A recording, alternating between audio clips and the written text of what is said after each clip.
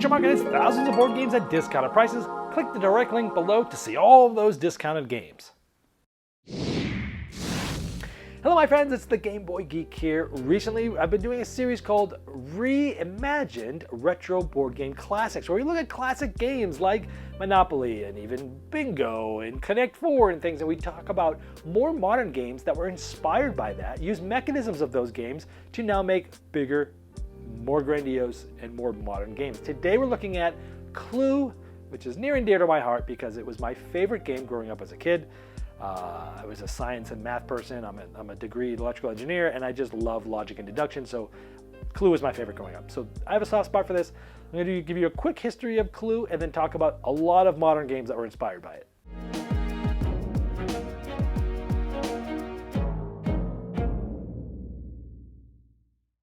Now the history of Clue goes back to like World War II, where holed up in his home in Birmingham, England, during air raids on the city during World War II, Anthony Pratt, an English musician and factory worker, recalled the murder mystery games played of some of his clients at private music gigs, as well as detective fiction that was made popular at the time, mostly notable, Agatha Christie.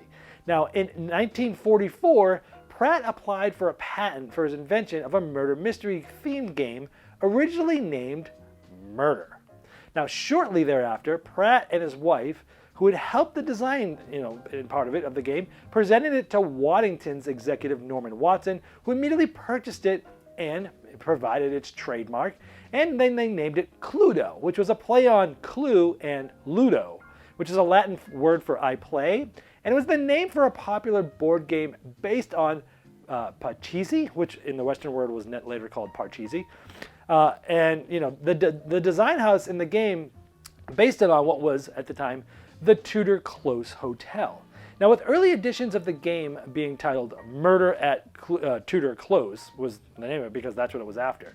Now, although the patent was granted in 1947, post-war shortages postponed the game's official United Kingdom launch until 1949.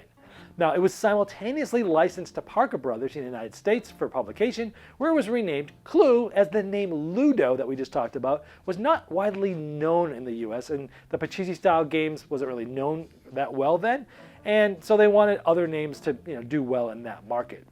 So that play on words wouldn't have really been generally understood. So there's a brief history of Clue. Let's talk about some of the more modern games. We're going to start with some older ones and work our way through history lane. Now, in 1971, designed by the late great Sid Sackson, the grandfather of game design, came out with a game called Sleuth, which is a pretty good descendant of Clue. I mean, essentially, you've got this logic puzzle. You're trying to find the hidden, which gem was stolen. Very much Clue-esque. But what he did with this was took out the rolling and moving, which was not great. It's one of the parts of Clue I do not like, and Sid Sackson took that out. And there was some randomness, though, because you have these cards, and on those cards allow you to ask certain questions to people, like how many double opals do you have, and this and that. So you were randomly assigned 4 cards, and you were limited to the questions that you could ask based upon that. But even still to this day, Sleuth, which came out again before I was born, is still one of the best straight logic, pure deduction games out there. If you have not played Sleuth, you have to do this because essentially they took the best parts of Clue and streamlined out the rest. There is still a little bit of randomness in there, but it is a brain burner and it's fantastic, much more streamlined than Clue. That's Sleuth.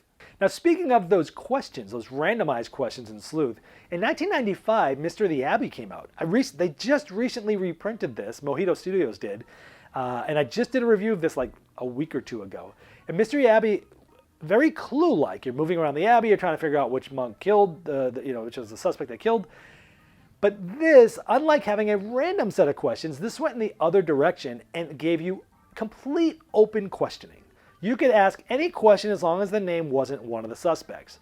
So you could say, hey, the card I just passed you, look at the farther to the right of them on your sheet. Have you seen that one? And it's interesting because everyone else has to be able to hear your question and the answer. And so you're trying to come up with clever questions that give you information, but don't give other people information. And that was like mind-boggling back in 1995. That game still holds up. Parts of that game feel dated, where there's some stealing lots of cards, there's some loser turns and stuff like that. But the open-ended question really took the aspect of Clue, which before Clue, you ask the player to your left. If they show you something, your turn's over. If they don't have something, it goes to the next player, and so on and so forth.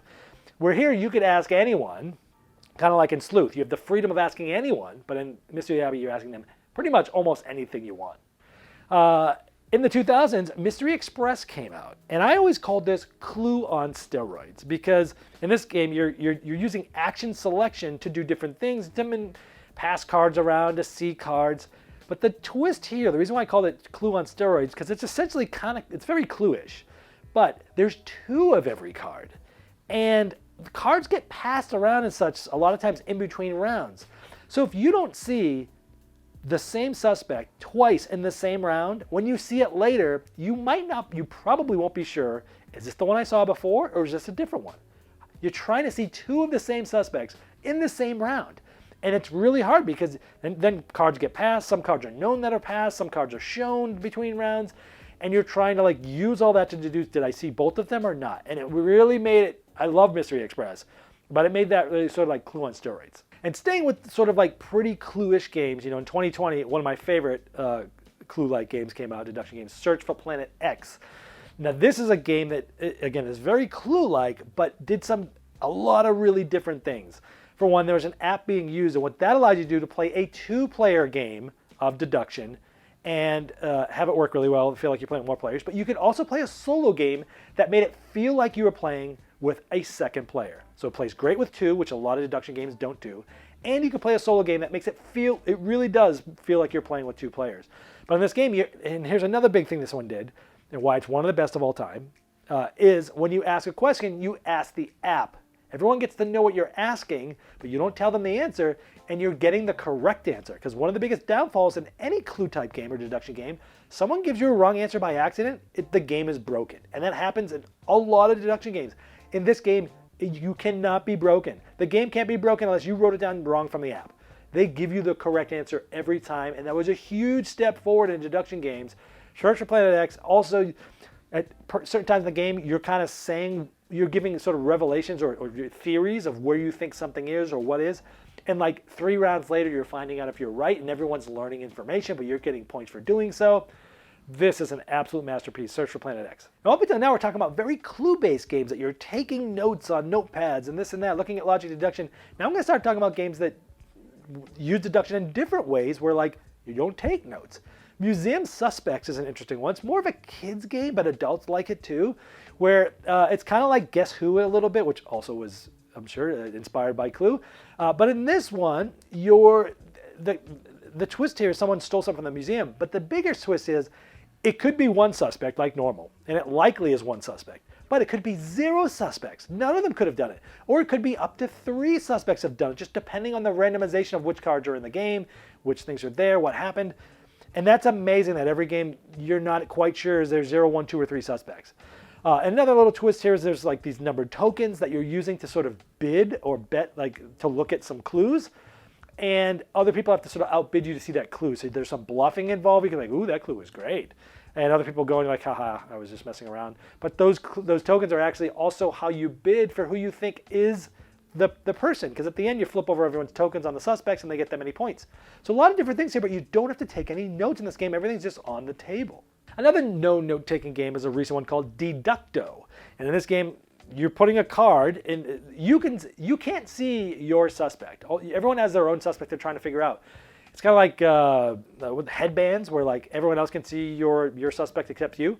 And you're basically playing a card, and that card has an animal and a background on it. And everyone else is just kind of telling you, yes, either that thing has something similar to what you have, either it's the same background or the same character, or the hat or the glasses or this or that, or no. And you're just putting it on one side of your board enough, it's a yes or a no. So there's no note taking. You're just saying, okay, all these things, at least one things are true. All of these cards, nothing's true. And it's really interesting. They take that clue aspect, they streamlined it. No rolling and moving. No this, no turns, no moving around. It's just like, I'm going to play a card, you tell me yes or no, that's it. Super streamlined, no note taking, Deducto, great version. Another no note taking and caveat on this, there's no note taking from the rules. It does say you can take notes, but they don't supply you with anything, and a lot of people play this without taking notes. Cryptid. In this case, every person has a piece of information of where this cryptid is you're trying to find, out in the ocean somewhere, or on the plains, or in the desert. And you're basically trying to deduce based upon questioning. Again, you get to question anyone, and you get to question any terrain, and you're asking, is their clue part of this? And they tell you yes or no. But everything is just tracked on the board. You just put a cube there if the answer is no. You put something else, the answer is yes. And you don't have to use a deduction sheet. You can kind of look at the board, look at the clues, look at the terrains, and say, oh, they couldn't have been in the desert. They couldn't have been 3 away from this structure. Personally, I still play this game with a notepad because I just love the logic and deduction aspect of it. But you don't have to, and the rules say by default you don't do it, but you can. So this is one that many people play without rules, but it's fantastic, Cryptid. Now I'm going to start getting away from very Clue-like games, but ones that were definitely inspired by Clue. One of them is a cooperative game called Decorum. And in this game, you are roommates, and you're trying to decorate the house. And you might put a green painting in the upstairs green room. And someone might say, I hate that. And they swap it out for a different painting. Or they swap the sculpture out, or they move it down to the bottom. Everyone has very specific rules of how they want the house to look. And so someone just will add something or swap something. And the next player is going to go, I like that. And they'll do something else. Or they'll go, oh, I hate that. And they'll swap it. And it's almost like a game like Mastermind, which also is probably inspired by Clue from like 1949 or 71, I think, actually. So yeah, 71, I think it came out. And Decorum, so in this game, you're making a change and you're waiting to see how people react. And then you're like thinking, there's no notes. You can't take notes, actually. It says you can't take notes. And you're like, huh, okay, they moved that. Did they move it because they didn't want that in that room? Did they move it because they didn't want that thing? Or did they not like that color? But everything is just open. No note taking. You're just kind of going off what other people said. And another good sort of twist on the Clue-like deduction mechanism. Now the last couple are going to be very different from Clue, but similar in certain ways. You could say an entire genre of games, social deduction games, were inspired by Clue because half of it's deduction. The other half of it is social, trying to figure out who's who. Deception Murder in Hong Kong is one of my favorite deduction games. It is fantastic, where you are trying to figure out who's the murderer. And in this case, it's not Mr. Green or Colonel Mustard. It's one of you at the table. And one of you is picking a weapon and some evidence that you left at the scene for it. One player gets to see who the murderer is. And if there's enough players, there's an accomplice as well that also gets to see the murder. And one player, the forensic scientist, gets to see who the murderer is and what was used to do it. And then they're giving silent clues as sort of a witness, a forensic scientist, to the other player, to all players. And people are trying to pick out, what cards in front of which people seem like it could have been the murder based upon the clues the forensic scientist is giving us. But a lot of it's about sort of deceiving others and going, no, it wasn't this, it could have been this. Oh, sure, it could have been the explosive thing you saw, but it could have been a fire over here as well. And this game is like, it's interesting because there's a murderer, but now it's one of you. And there's a weapon and there's some evidence left and you're trying to figure it out, but it's all of it's done above the table in the social setting. So Clue even inspired an entire genre of games called social deduction, and this is one of my favorite ones, and it's very Clue-like in the way that you're trying to solve the murder. And the last one is probably the furthest from Clue, but it's also a cooperative game. It's also Clue-esque because you're trying to cooperatively find the suspect, the weapon, and the location. Sound like Clue? Sure does to me. But in this game, one player is sort of like a ghost, and they're trying to give these beautiful cards. This is an art interpretation game, similar to, say, Dixit, and there's a million other games out there that have done this now. But one player knows the crime. They can't talk, but they're handing players these interesting cards, and they're looking at the possible suspects, or the possible locations, or the possible weapons, and based upon the artwork on the card, they're trying to say which one they think it is. And you're trying to get everyone to get theirs right. You're trying to get everyone to get their person, place, and weapon right. And then you go to if you get that far, you go to the end where you actually you give clues for who is the real suspect, who is the real location, what was the real weapon, based upon the ones that people had been given. Because only one of the people actually had the right thing, and only one player knows that. So there's some deductive aspects here, but it's more about cards and colors and thinking outside the box in a weird abstract way, but in the end, it's a cooperative Clue. Very interesting how many different types of games have been inspired by my favorite game, Clue. Well, I hope this has helped you find games that are similar to my favorite game as a childhood, during my childhood, Clue, or Cluedo as some call it. And I hope this helped you maybe go off and find and play some of these different games. If you like logic and deduction, but you want to see things that are inspired by Clue, it's still also very different in many ways. I hope this has helped you. This is the Game Boy Geek. This has been the Game Boy Geek, breaking down barriers, growing relationships with board games by helping you find the next one you love. Game Toppers upgrades every game you play, and they just launched their 4.5 Kickstarter, which will introduce the new Galactic Mycroft and Watson Game Toppers with interchangeable rail inlays, as well as new game mats, miniature gaming terrain packs, leg kit options, dining covers, accessories, and amazing package deals. Search for Game Toppers on Kickstarter or go to GameToppersLLC.com.